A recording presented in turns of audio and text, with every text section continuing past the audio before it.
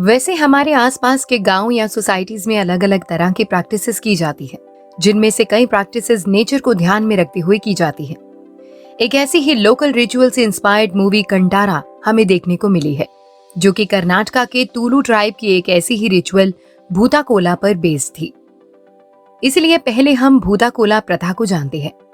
Bhutakola ritual साल में एक बार होने वाली पूजा है, जिसमें एक आदमी को गांव वालों के देवता के रूप में तैयार किया जाता है। गांव में देवता उसी आदमी को बनाया जाता है जो कि गांव वालों की नजर में सुपीरियर हो, मतलब गांव वाले जिसकी बात को मानते हो।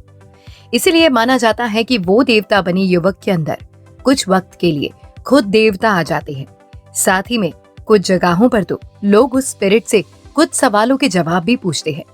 इस रिचुअल में गाना, नाचना और ऑफरिंग के तौर पर चावल रखना भी शामिल है, जैसे कि हमें इस मूवी में भी देखने को मिला। साथ ही में इस रिचुअल को थोड़ा और ऑथेंटिक दिखाने के लिए मूवी में तुलु डायलॉग्स का भी यूज किया गया है।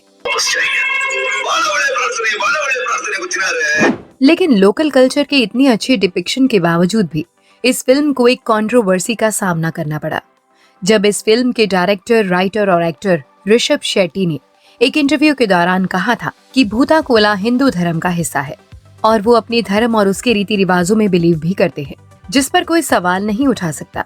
लेकिन इस बात को गलत बताते हुए एक्टिविस्ट चेतन कुमार ने बताया कि भूताकोला हिंदू धर्म का हिस्सा कभी भी नहीं था, बल्कि ये बस तुलु लोगों की ट्रेडिशन का हिस्सा है। इस ट्वीट पर चेतन कुमार को काफी बैकलैश भी मिला, यहाँ तक कि कई कंप्लेंट्स के बाद बैंगलोर पुलिस ने उन पर पीनल कोड के सेक्शन 505 के तहत हेटेड फैलाने पर चेतन कुमार पर केस भी रजिस्टर्ड किया। अगर बात करें वैसे भूताकोला ट्रेडिशन की, अगर आप इसके विकिपीडिया पेज पर भी जाकर देखते हैं तो उस पर भी साफ लिखा हुआ है कि ये ट्रेडिशन तुलु नाडा के हिंदू पॉपुलेशन का भी हिस्सा है। इस मूवी के डायरेक्टर और राइटर एक ही होने की वजह से ये मूवी अपने विजन को पूरी तरह से जस्टिफाई करती है।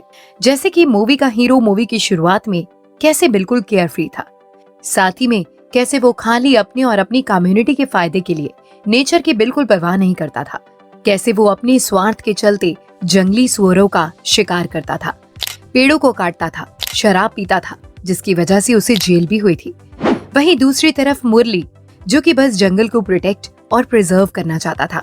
वो शिवा की नजरों में एक विलन था, लेकिन जेल में आने पर भी शिवा अपनी डेस्टिनी को समझ नहीं पा रहा था।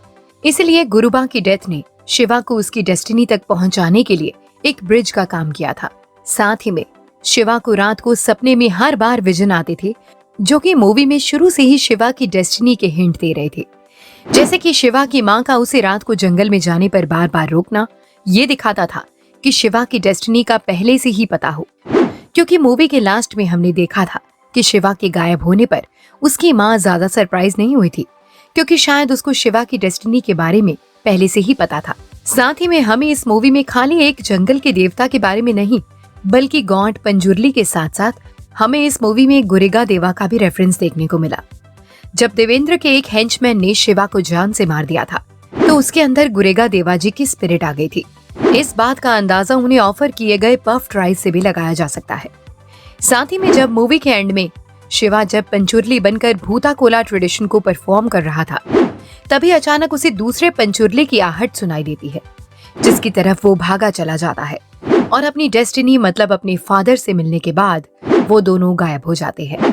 लेकिन कुछ सोर्सेस की माने तो मूवी के एंड में वो पंचुरली गॉड गुलिगा देवा से मिलने आए थे। जहां पर लॉर्ड पंचुरली फॉर्म है वराह भगवान की, वहीं पर गुलिगा देवा फॉर्म है शिव जी की। लेजेंड्स में माने तो पहले तो गुरुबा देवा और गॉड पंचुरली पहले तो एक दूसरे से फाइट करते थे, लेकिन बाद में दोनों को शांत करने के बाद दोनों भाई भाई की तरह रहते थे। साथ ही में शिवा की नाइटमेयर से पता चल जाता है कि उसे गुलिगा देवा ने ही पोजेस किया था, क्योंकि लेजेंड्स के अकॉर्डिंग जब लॉर्ड गुलिगा बॉर्न हुए थे तो उन्हें खाने की बहुत ज्यादा क्रेविंग थी। बिल्कुल ऐसे ही मूवी में भी शिवा को हमेशा मछली और जंगली सुअर की क्रेविंग रहती थी, लेकिन साथ ही में उसे अपने में एक जंगली बोर भी दिखाई देता था, जो कि पंजुरली के ऑर्नामेंट्स में दिखाई देता था, जो कि इस बात को इंडिकेट करता है कि लॉर्ड पंजुरली फॉरेस्ट की प्रोटेक्शन के लिए गुरुबा देवा की हेल्प चाह रहे थे।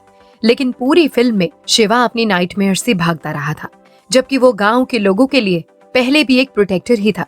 इसलिए गुलिगा देवा शिवा की बॉडी को उसके भागने की वजह से पोजेस नहीं कर पा रहे थे। लेकिन मूवी के आखिर में गुलिगा देवा ने शिवा को प्रोसेस कर ही लिया था। साथ ही में मूवी शिवा के बेटे के साथ खत्म होती है, जिससे कि हमें पता चल गया था कि शिवा ने अपनी हेरिटेज को अपने बेटे को पास ऑन कर दी है।